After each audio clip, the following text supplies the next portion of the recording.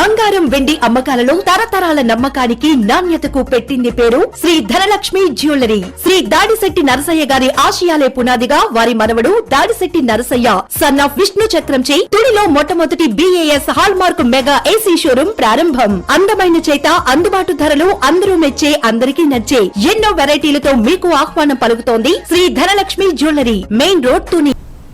నమస్తే, welcome to my media news. నేను కళ్యాణి. ప్రజలు ఎదుర్కొంటున్న సమస్యలను ఎప్పటికప్పుడు తెలుసుకుంటూ వాటిని పరిష్కరించేందుకే గ్రామాల్లో ప్రజా దర్బార్ కార్యక్రమాన్ని నిర్వహిస్తున్నట్లు ప్రభుత్వ విప్ తుని ఎమ్మెల్యే యనమల దివ్య స్పష్టం చేశారు. తుని మండలం డి పోలవరం గ్రామంలో ఎమ్మెల్యే దివ్య ప్రజా దర్బార్ నిర్వహించి ప్రజల వినతులను స్వీకరించారు. ప్రజలు ఎదుర్కొంటున్న సమస్యలను సత్వరమే పరిష్కరించాలని ఆమె అధికారులను ఆదేశించారు. ప్రణాళికాయుతంగా ప్రజలకు అధికారుల నుంచి జవాబుదారీతనంతో కూడిన భరోసా ఎమ్మెల్యే యనమల దివ్య కల్పిస్తున్నారు. ఇలా ఆమె ప్రజల వద్దకు అధికారులను రప్పించి దీర్ఘకాలికంగా నలుగుతున్న సమస్యలకు పరిష్కారం చూపిస్తున్నారు. ఎమ్మెల్యే దివ్య నిర్వహిస్తున్న ప్రజా దర్బార్కు ప్రజల నుంచి అనూహ్యమైన స్పందన లభిస్తుంది. డి పోలవరం గ్రామంలో నిర్వహించిన ప్రజా దర్బార్కు సమస్యల దంతలతో వచ్చిన ప్రజల సాధక బాధలు చాలా ఓపికగా తెలుసుకున్న ఎమ్మెల్యే చాలా వరకు అక్కడికక్కడే పరిష్కారం చూపించారు. ప్రధాన సమస్యలను అధికారుల దృష్టికి తీసుకువెళ్లి సత్వర పరిష్కారం చూపించాలని ఆదేశించారు.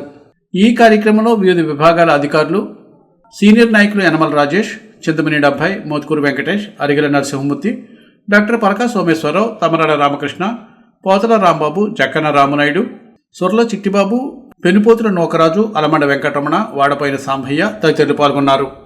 ఇవాళ ఒకటి గుర్తు పెట్టుకోవాలి, మీరంతా మీ అందరి వల్లే నేను ఇవాళ ఈ స్థానంలో ఉన్నాను. మీ అందరి వల్లే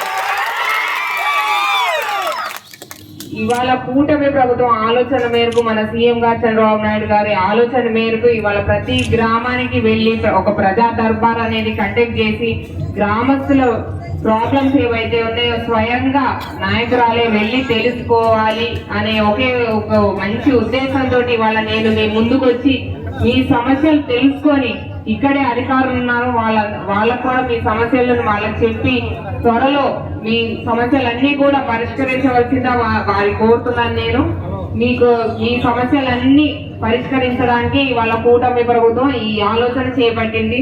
దీన్ని మీరందరూ స్వాగతించి ప్రతి ఒక్కరికి ఏమైనా కష్టం ఏదైనా ఉంటే కూడా, చిన్న సమస్య అయినా సరే పెద్ద సమస్య అయినా సరే మా వంతు ప్రయత్నం మేము తప్పకుండా చేస్తాము. మీకు ఎప్పుడు కూడా ఈ పోలవరం గ్రామస్తులకి నేను ఎప్పుడు రుణపడి ఉంటాను.